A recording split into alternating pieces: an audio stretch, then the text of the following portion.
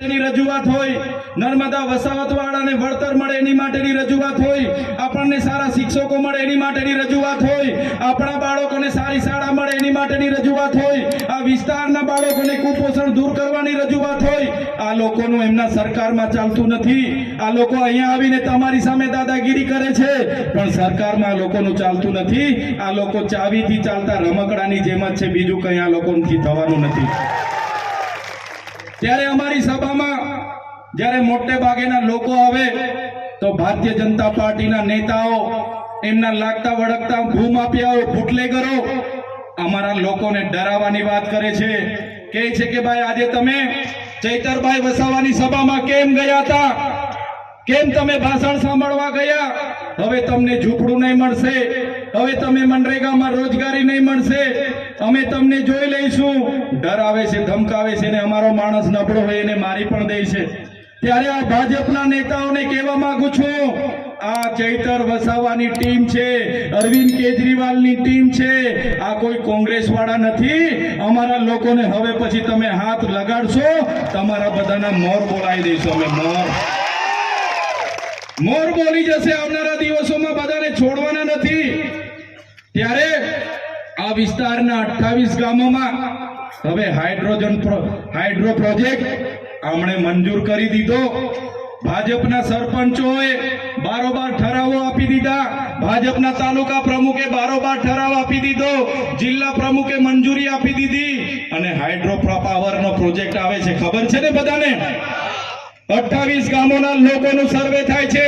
Collector અને એમના SP પોલીસનો ઉપયોગ કરીને બળજબરી પૂર્વક ત્યાં ગ્રામ સભાઓના ઠરાવો માંગે છે, જમીનોના સર્વે કરાવે છે અને અદાણીને અંબાણીને આ વિસ્તારની જમીનો આપવાની વાત કરે છે.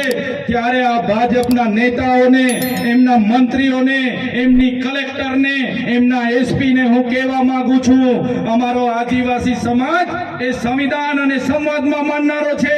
જે દિવસે અમારા સમાજને તમે આ પ્રકારની જમીનો છીનવવાની વાત કરશો, હાઇડ્રોજન પ્રોજેક્ટના નામે જમીનો લેવાની વાત કરશો, તે દિવસે અમારા તીરકામઠા, પાલિયા અને ભાલા લઈને અમે રોડ પર ઉતરીશું. તમારી પોલીસ, તમારું જંગલ ખાતું અને તમારા કલેક્ટર પણ અહીંયા ઉભા નહીં રહેશે. અમે અમારા ઘરમાં આ ભાલા, પાલિયા અને ધારિયા અને તીરકામઠા એ કોઈ શણગાર માટે નથી મૂક્યા. જે દિવસે અમને જરૂર પડશે એ દિવસે ભાલા, પાલિયા, તીરકામઠા લઈને અમે રસ્તામાં બી ઉતરીશું. અમારા લોકો આદિ અનાદિકાળથી આ વિસ્તારના જંગલોમાં રહે છે અને આ જંગલ ખાતાના અધિકારીઓ આવે છે, ડરાવે છે, ધમકાવે છે, મારે છે, ખેડવા નથી દેતા, પાક નુકસાનીને કરે છે, પાક કાઢી નાખે છે. ત્યારે જંગલ ખાતાના અધિકારીઓને પણ કહેવા માંગુ છું, તમારું જંગલ ખાતાનો સંરક્ષણ ધારો અંગ્રેજો દરમિયાન 1862માં બન્યો, તમારું જંગલ ખાતું 1927માં બન્યું. અમારો આદિવાસી આદિ અનાદિકાળથી હજારો વર્ષથી અહીંયા રહે છે. તમારી સરકાર પણ નહોતી, તમારું જંગલ ખાતું પણ નહોતું, તમારું પોલીસ ખાતું પણ નહોતું. એના પહેલા આદિવાસી અને જંગલ અહીંયા હતા અને એ જંગલો અમારા આદિવાસીઓએ સાચવેલા છે. ત્યારે આજના મંચ પરથી જંગલ ખાતા વાળાને પણ કહેવા માંગુ છું, કાન ખોલીને સાંભળી લે. અમારા ખેડૂતોના બાકી પેન્ડિંગ દાવાઓ છે, તાત્કાલિક ધોરણે મંજૂર કરી દે. જેટલા પણ અમારા ખેડૂતો જંગલની જમીન ખેડે છે એમને હેરાન કરવાનું બંધ કરી દે. નહીં તો જે દિવસે અમે આ રસ્તા પર ઉતરીશું ને તે દિવસે તમારું જંગલ ખાતું પણ અહીંયા નજરે નથી પડવાનું. અમે આઝાદીમાં લડત આપી, અમે ગુરુ ગોવિંદજી અમારા માટે લડ્યા છે, આદિવાસી માટે રૂપસિંહ નાયક લડ્યા છે, ભૈજી બારિયા લડ્યા છે, બાબલિયા બારિયા લડ્યા છે, અમારા માટે રવજી નાયક લડ્યા છે, અમારા માટે બિરસા મુંડા લડ્યા છે, અમારા પૂર્વ ટાટિયામાં ખાજ્યા નાયક લડ્યા છે, અમારા માટે ઝલકારી બાઈ લડ્યા છે. જે પણ આઝાદીના લડતમાં અમારું યોગદાન હતું, આઝાદી પછી પણ અમારું યોગદાન એટલું બધું છે. અમે નર્મદા ડેમોમાં અમારી જમીનો આપી, અમે એની નહેરોમાં જમીનો આપી, આ વિસ્તારના રોડ રસ્તામાં જમીનો આપી, કોરિડોર અને નેશનલ હાઈવેમાં જમીનો આપી, અમે સ્ટેચ્યુ ઓફ યુનિટીમાં જમીનો આપી, અમે તમામ જગ્યાએ દેશના વિકાસ માટે જમીનો આપી અને આજે અમારા લોકોને ફરી વિકાસના નામે વિનાશ તરફ લઈ જવાની વાત કરશો તો આ વિસ્તારમાં હવે સંવિધાન અને સંવાદની વાત નથી, આ વિસ્તારમાં હવે આરપારની લડાઈઓ કરવા માટે અમે તૈયાર છે. જે દિવસે જરૂર પડશે અમે અમારા ઓજારો સાથે ગાંધીનગર તરફ પણ કૂચ કરીશું અને અમને જરૂર પડશે એ દિવસે ગાંધીનગરમાં નેપાળવાડી કરવા માટે પણ અમારી તૈયારી છે. અમે કોઈનાથી ડરતા નથી અને અમારા તમારા જેવા ખાણ માફિયાઓ બુટલેગરો ના સહારે અમારું કમલમ અમારું ચાલતું નથી. ત્યારે આ વિસ્તારોમાં મનરેગા નામે કૌભાંડો થયા, નલ સે જલના નામે કૌભાંડો થયા, આપણા બાળકોને શિષ્યવૃત્તિ મળે એના માટે અમે અવાજ ઉઠાવ્યો, આ વિસ્તારમાં રોડ રસ્તા બને એના માટે અવાજ ઉઠાવ્યો, નર્મદાના લોકોને વળતર મળે એના માટે અવાજ ઉઠાવ્યો, કેવડિયામાં જ્યારે ઝૂંપડા તૂટતા હતા એના માટે અવાજ ઉઠાવ્યો. આ વિસ્તારના લોકોનો અવાજ અમે સડકથી લઈને સદન સુધી બોલીએ. એટલે આ ભારતીય જનતા પાર્ટીની સરકારને એમના નેતાઓને ગમતું નથી. સાથીઓ, તમે બધાએ જોયું હશે, અમને પણ જેલોમાં મોકલવામાં આવ્યા. એક વાર નથી, ચૈતરભાઈ વસાવા પર 19 વાર ખોટી એફઆઈઆર કરવામાં આવી છે. છતાં ચૈતરભાઈ વસાવા એટલા હિંમતથી લડે છે, એટલી તાકાતથી લડે છે કેમ કે ચૈતરભાઈ વસાવા સાથે તમારા જેવા વડીલો અને યુવાનો અને માતા બહેનોના આશીર્વાદ છે. હમણાં પણ મને જેલમાં નાખવામાં આવ્યો. મને રાતે મારી ડેડિયાપાડાથી પોલીસ દ્વારા પકડવામાં આવ્યો. બળજબરીપૂર્વક ખેંચીને મને જીપમાં બેસાડવામાં આવ્યો. મને રાજપીપળાની જૂની જેલમાં રાખવામાં આવ્યો. મારા સાથી મિત્રો, મારા કાર્યકર મિત્રો, એ નિરંજનભાઈ વસાવા હોય, રાધિકાબેન રાઠવા હોય, અમારા નાનુભાઈ હોય, અમારા ઈશ્વરભાઈ હોય, અમારા જિગ્નેશભાઈ લોકો રાતે આવ્યા. એમને કીધું, ડીએસપી સાહેબ ચૈતરભાઈનો ટિફિન લઈને આવ્યા છે, ચૈતરભાઈના કપડા લઈને આવ્યા છે, અમને મળવા દો. પોલીસે રાતે પણ અમને જમવા નહીં દીધા, અમારા કપડા નહીં આપવા દીધા. બીજા દિવસે મામલતદારમાં રજૂ કરવાના હતા, ડેડિયાપાડાની કોર્ટમાં રજૂ કરવાના હતા, ત્યાં મને લઈ જવામાં નહીં આવ્યો. સામાન્ય બાબતમાં મને સેશન કોર્ટમાં લઈ જવામાં આવ્યો.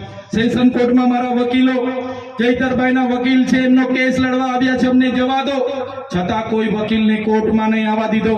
કોર્ટમાં નહીં આવવા દઈને મને જામીન રદ કરવામાં આવ્યા. મને રાજપીપળા જેલમાં નાખવાની જગ્યાએ મને બરોડાની સેન્ટ્રલ જેલમાં નાખી દેવામાં આવ્યો. સાથીઓ, બરોડાની સેન્ટ્રલ જેલ પાકા કેદીઓની જેલ, સયાજીરાવ ગાયકવાડે બનાવેલી જેલ, અંગ્રેજો વખતની જેલમાં એક નાની કોટડીમાં મને પૂરી દેવામાં આવ્યો.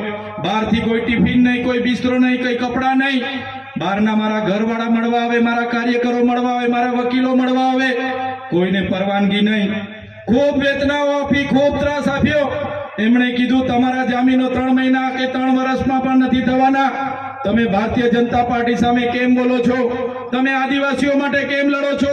તમે વિદ્યાર્થીઓ માટે કેમ લડો છો? તમે ખેડૂતો માટે ભાવ વધારા માટે કેમ લડો છો? તમે નર્મદાના વિસ્થાપિતો માટે કેમ લડો છો? તમે નર્મદાનું પાણી છોટાઉદેપુરને મળે એના માટે કેમ લડો છો? તમે લડવાનું બંધ કરવાનું કહો, અમને લેખિતમાં આપો, પછી તમને છોડીએ. પણ તમારા બધાના આશીર્વાદ હતા, એ લોકો સામે મેં ઝૂક્યો નથી અને 80 દિવસમાં છૂટીને તમારી વચ્ચે આવ્યો છું. આટલી બધી વેદનાઓ મારે એટલા માટે કહેવી પડે કે તમારી લડત લડતા અમારે પણ જેલો વેઠવી પડે છે, અમારા પરિવારોએ જેલો વેઠવી પડે છે, અમે વેદના વેઠીએ છીએ, દુઃખ વેઠીએ છીએ.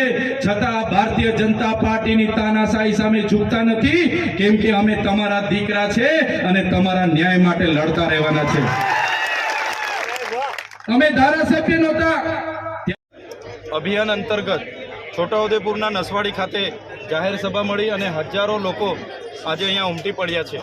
ત્યારે આજની સભામાં જે પ્રકારે તમે જોયું હશે, લોકોના એટલા બધા પ્રશ્નો છે.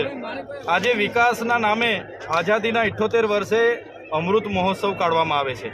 આજ નસવાડીના ઉપરના ભાગમાં તુરખેડા ગામ આવ્યું છે. આજે ત્યાં જવા માટેનો રસ્તો નથી. બેન જ્યારે પ્રસૂતિથી પીડાયા, એને ડિલિવરી માટે લઈ જવાનું હતું તો ઝોલીમાં લઈ જવું પડ્યું. શું આ તમારો આ જ ગુજરાત મોડલ છે? આ જ વિકાસ છે? આજે અહીંયા કાંદા ગામ છે, ત્યાં બાળકોને બેસવા માટે આંગણવાડીનું મકાન નથી, ઝાડ નીચે ભણે છે. શું આ વિકાસ છે? ત્યારે જે પ્રકારે રોડ રસ્તાની વાત હોય, આંગણવાડી વાત હોય, સ્કૂલની વાત હોય, શિક્ષણની વાત હોય કે આરોગ્યની વાત હોય, અહીંયા દવાખાનામાં આરોગ્યમાં સાધનો નથી. ડૉક્ટરો નથી. અને જે નેતાઓ અહીંયા મોટા નેતાઓ બનીને ફરે છે, પોતાની સરકાર હોવા છતાં કશું કરી નથી શકતા, ત્યારે આજે લોકોનો આક્રોશ તમે જોઈ શકો છો.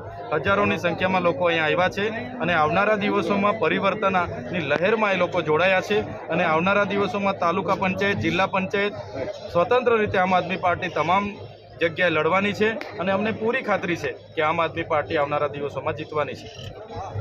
જિલ્લામાં એમડી ડૉક્ટર નથી, એમએસ સર્જન નથી. અમે અગાઉ પણ જિલ્લાની જે મુખ્ય સિવિલ હોસ્પિટલ છે એની મેં પોતે મુલાકાત લીધી હતી. તમે જોયું હશે, એક જિલ્લાના ડૉક્ટર હતા અને સબવાહિની તો એક પણ નથી. માણસ કોઈ મૃત્યુ પામે તો એને ટ્રેક્ટરમાં નાખીને લાવવા પડે છે. આ વરવી વાસ્તવિકતા. એક બાજુ સ્ટેચ્યુ ઓફ યુનિટીના નામે દેશ વિદેશમાં આપણા વડાપ્રધાન શ્રી ડંકો વગાડે છે, ગુજરાત મોડલની વાત કરે છે, અને અહીંયા શિક્ષણનું સ્તર તમે જોઈ લો, રોડ રસ્તા તમે જોઈ લો, કુપોષણની સ્થિતિ તમે જોઈ લો, સિકલ સેલની સ્થિતિ તમે જોઈ લો, લોકો પર રોજગારી નથી, નર્મદા ડેમ ઉપર છે એમાં જમીનો ગઈ છે પણ સિંચાઈનું પાણી નથી. એટલે આ તમામ બાબતોમાં અગાઉના નેતાઓએ લોકોને છેતરેલા છે, પણ હવે લોકો છેતરાવાના નથી. આમ આદમી પાર્ટીમાં રહીને આગળ વધવાના છે.